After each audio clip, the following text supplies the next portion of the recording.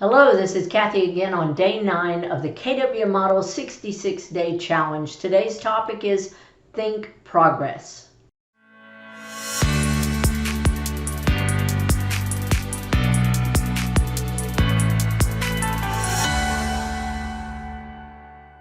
Hey everybody, this is Cathy Naiser coming to you again from Keller Williams Realty CityView in San Antonio. Today we're talking about the ways that a millionaire real estate agent or a high-producing agent thinks, according to the Millionaire Real Estate Agent written by Gary Keller. So one of the ways they think is to think progress. So Gary says that breakthroughs most often come through effort and persistence. And millionaire real estate agents or high-producing real estate agents know that.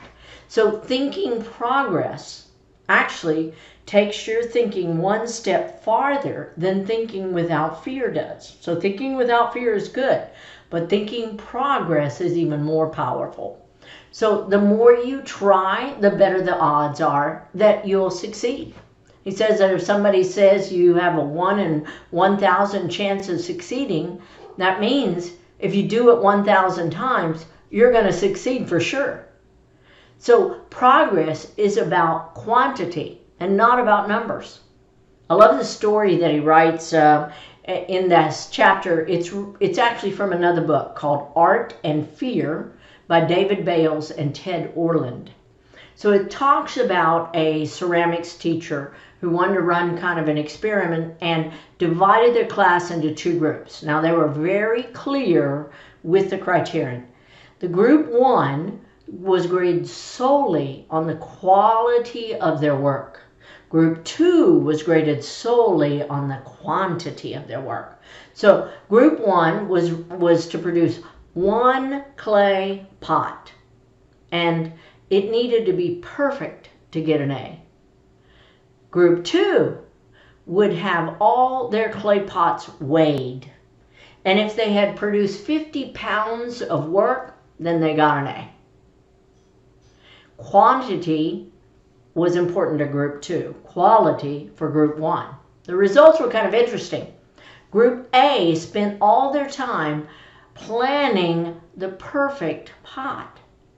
Yet when it came time to create it, they didn't have the skills developed, and they made mistakes that really stopped them from reaching or creating the pot that they wanted to create. The second group churned pot after pot after pot out. And they learned through the progress from their mistakes, and they developed skills along the way. Again, pot after pot, messing up, fixing, messing up, fixing. As you have guessed, the greater quantity group actually produced the best quality. Time on task over time. So what's the moral of this story? Have you been postponing your lead generation by trying to get it perfect?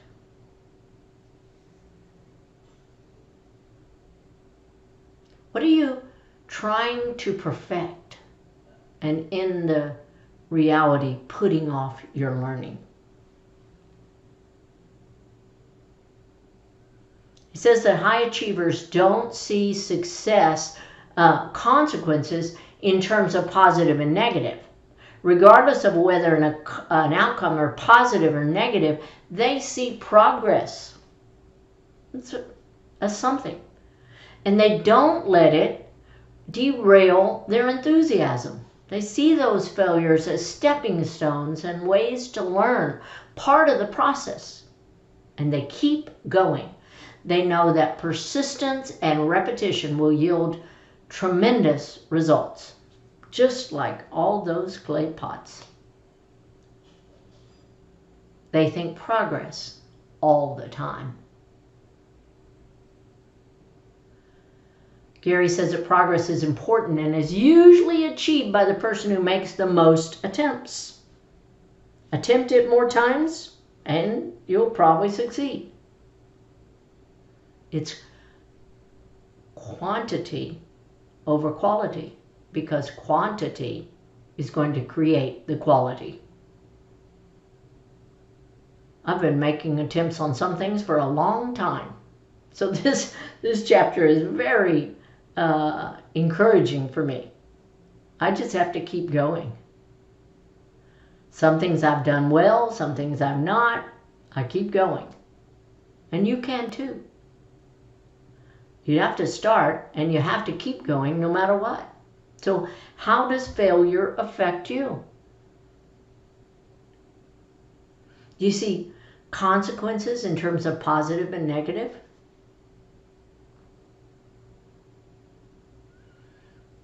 Are you making progress in your lead generation? Are you making progress in your lead conversion?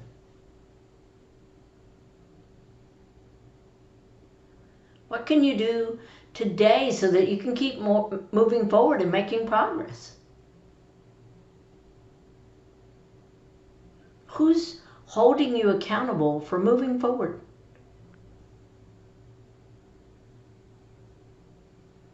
Right now, there are so many resources out there. Our Market Center has a calendar of training things. KWRI now has a calendar of classes almost on the hour to help people power through the shift. Webinars. Agents like me have videos out there. There are Facebook groups about the shift. There's so many things that are designed to help people. So how are you arranging your schedule so that you can watch those and engage in those and still do your job, your lead generation, your follow-up, your setting appointments? Is it in your schedule? What times are you setting aside to do learning and to attend mindset things? And what times are you setting aside for doing lead gen? And is it enough? Gary said the other day, 4 hours a day. 4 hours a day of phone calls during a shift. Who can you talk with this about? That's a big thinker. Who can talk with you that you can talk with about that's not going to let you stop short of what your potential is? How can you get support from your household to help you do the things that create progress?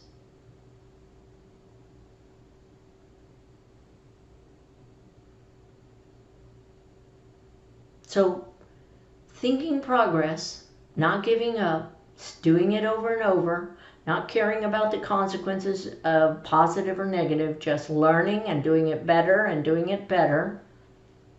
That's the recipe. Time on task over time.